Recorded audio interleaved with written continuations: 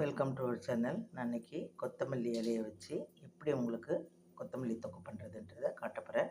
இப்போ நான் இந்த ஒரு கட்டை எடுத்துருக்கேன். இந்த ஒரு கட்டை நான் சின்ன சின்னதாக அரிஞ்சு எடுத்துக்கிறேன். அரிஞ்சு எடுத்துகிட்டு என்ன செய்யணுன்றதை நான் சொல்கிறேன். இப்போ நான் கொத்தமல்லியை நறுக்கி வச்சுட்டேன். முத்தின கம்பெல்லாம் எடுத்து வச்சுட்டேன். இப்போ ஒரு கட்டு கீரை இவ்வளோ வந்திருக்கு. இப்போ இதுக்கு தேவையான மசாலா இப்போ நான் அரைச்சிக்க போகிறேன். இப்போ வெங்காயம், அது பூண்டு, காஞ்ச மிளகாய், கொஞ்சம் மஞ்சத்தூள்,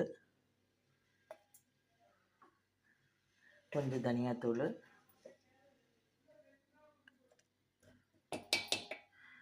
கொஞ்சம் புளி, அதை போட்டு இது நல்லா நைஸாக அரைச்சிடுவோம்.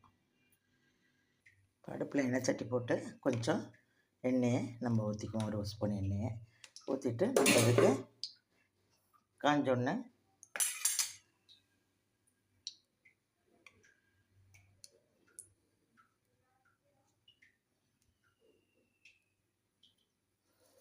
கடுகு அரை ஸ்பூனு, ஜீரகம் 1/4 ஸ்பூனு,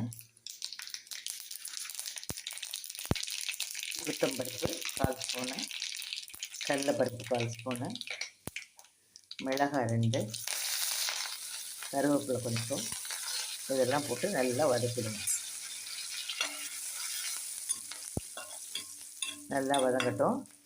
நல்லா வதங்கிடுச்சு. வதங்கினோன்னா கொஞ்சம் வெங்காயம் போட்டு நல்லா வதக்கும். அது நல்ல ப்ரௌன் கலரில் வரணும். இப்போ நான் வெங்காயம் இது போட்டுருக்கேன். இதுக்கு 2 காஞ்ச மிளகாய் போட்டிருக்கேன். அது அரைச்சதில் காஞ்ச மிளகாய் 4 போட்டிருக்கேன். எங்களுக்கு தகுந்த உரப்பு போட்டிருக்கேன். உங்களுக்கு எவ்வளோ உரப்பு வேணுமோ அதுக்கு தகுந்த மாதிரி போட்டுக்கோங்க.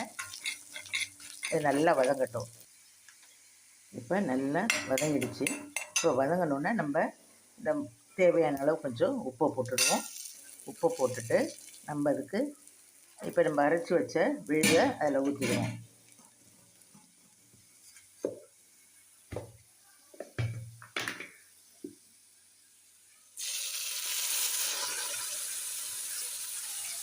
அரைச்சி வச்சதை ஊற்றி நல்லா கிண்டுவோம்.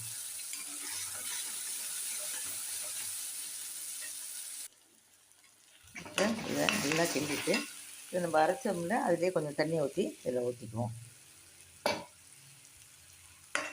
ஊற்றிட்டு நல்லா இதுக்கு இதாகட்டும், வேகட்டும்.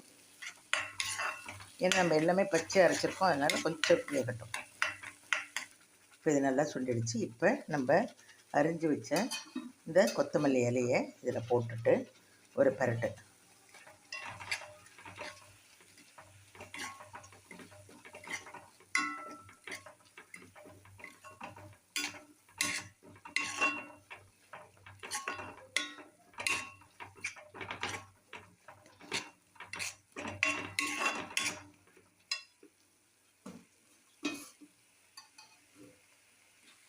இப்போ இது நல்லா வெந்துடுச்சு.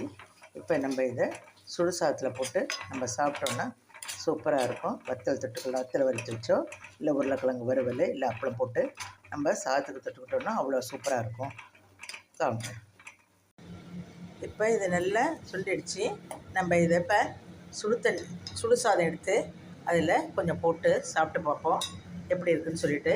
இதுக்கு நம்ம பொரியலும் வச்சு சாப்பிட்லாம். அப்பளம் வறுத்தும் சாப்பிட்லாம். நம்ம எதுவும் வறுவல் வறுத்தும் சாப்பிட்லாம். சாப்பிட்டு பாருங்கள்.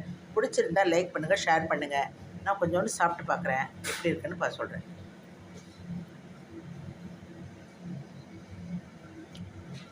சூப்பராக இருக்கும்.